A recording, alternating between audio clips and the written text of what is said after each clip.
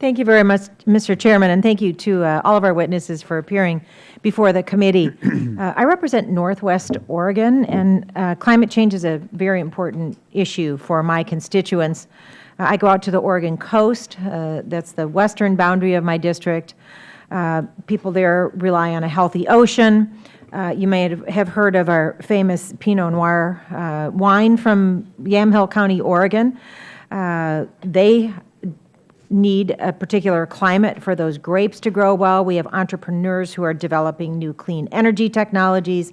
So there are many Oregonians who are working to address and mitigate climate change. In fact, this weekend I'm looking forward to meeting with the Willamette Valley Wineries Association, and they want to talk about climate change, and they're calling it climate migration. We're getting people coming up from California. It's too dry, it's too hot. I don't want to lose our industry to our wonderful state to the north or to Canada. So I wanted to also talk about shellfish growers on the Oregon coast, and they've spoken with me about significant losses because of ocean acidification. Oyster production is a multi-million-dollar industry on the West Coast. It supports thousands of jobs.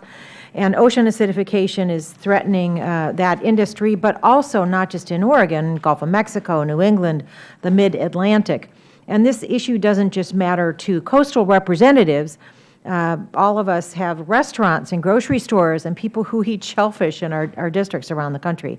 So, Dr. Steer, I wanted to ask you a little bit about how climate change affects oceans and, as a result, our fisheries, what happens to the fish population, migration, and food chain dynamics. And if you could also comment about the recent El Nino and how it's affecting the West Coast fisheries. And then I do want to save time for another quick question, please. Well, look, I think the understanding of science is firming up year by year. The impact on fisheries is potentially very great indeed. We know a lot about where fish come from. We know how their habitat can be spoiled by acidification and by rising temperatures. And so there's now a very large literature on this. So I think your constituents are right to demand action for that.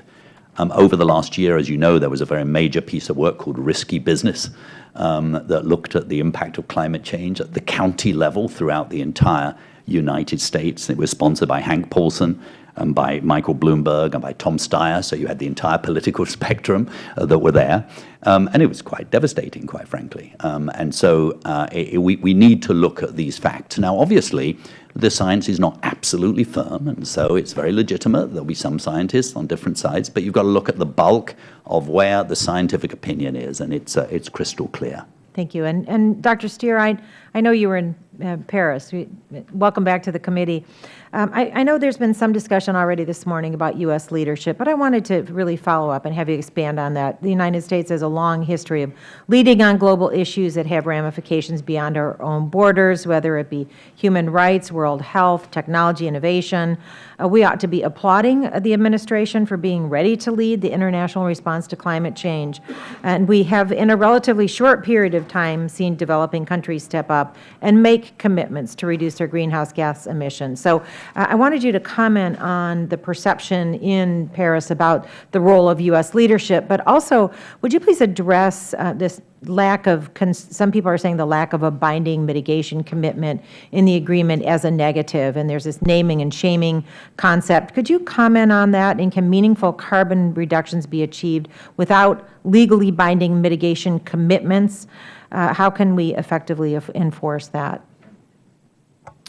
Look, in Paris, there was, Congresswoman, there was a remarkable gratitude for the United States leadership, and I would, I think we should be proud of that, actually, and this committee should be proud of that. We wouldn't have the deal without United States leadership. But it's a mistake to say that only the United States didn't want, the country deals to be, or the country promises to be legally binding. Many, many other countries, including some of the most important in the world, said, count us out if we are going to have legally binding. So this was something that was negotiated. In our view, and remember, we don't have a dog in this race. We are a research institution. Having looked at this very carefully with our legal scholars, our scientists, our economists, Our view is actually the balance between legally binding and non-binding. Given where we are as a civilization today and a global polity today, we believe this is a smart decision. And we believe there's a potential dynamic that's going to go on whereby as costs fall, as we learn more, as private sector leaders, and I loved what you said about the United States leadership, because the great thing about the United States leadership is it's not just government. Right. It's Apple, it's Walmart, it's a whole range of issues. Amazon, Kohl's, Verizon, they've all made huge commitments. These are powerful institutions that are part of the partnership of change. Terrific. Thank you. My time has expired. I yield back. Thank you, Mr. Chairman.